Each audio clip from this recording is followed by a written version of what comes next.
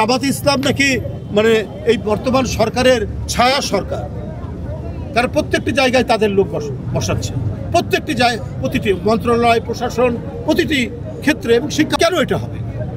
তারা ছায়া সরকার হয়েছে বলেই তো মানুষ মনে করে। তো এই সমস্ত পরিস্থিতি থেকে দেশকে সত্যিকার অর্থে একটি অবাধ সুষ্ঠু নির্বাচনের দিকে নিয়ে আসুন দায়িত্ব সরকারের, সরকার সেই দায়িত্ব পালন করবে। কিন্তু সেই ক্ষেত্রে প্রশাসন, মন্ত্রণালয়, শিক্ষা প্রতিষ্ঠান, প্রত্যেকটি শিক্ষা প্রতিষ্ঠানে নিরপেক্ষ লোকদেরকে বেছে বেছে সেইখানে বসাতে হবে। বিশেষ কোনো রাজনৈতিক দলের লোকদেরকে বসিয়ে তাদেরকে যদি ছায়া সরকার বানান, এটা জনগণ মেনে নেবে না। আমি বলছি না যে সরকারের এখানে কোনো দুর্বলতা আছে, সরকারও চেষ্টা করছেন, সরকারও নানাভাবে করছেন, যোগাযোগ করছেন সব দিকে। কিন্তু আপনার পাহাড়ে অশান্তি কেন? বিভিন্ন পদক্ষেপ তো এই সরকারের নেওয়া দরকার ছিল, এখন তা আপনারা বলছেন। পার্শ্ববর্তী একটি দেশ, তারা আমাদের এই দেশে গণতন্ত্র থাকুক না থাকুক তাদের তো যায় আসে।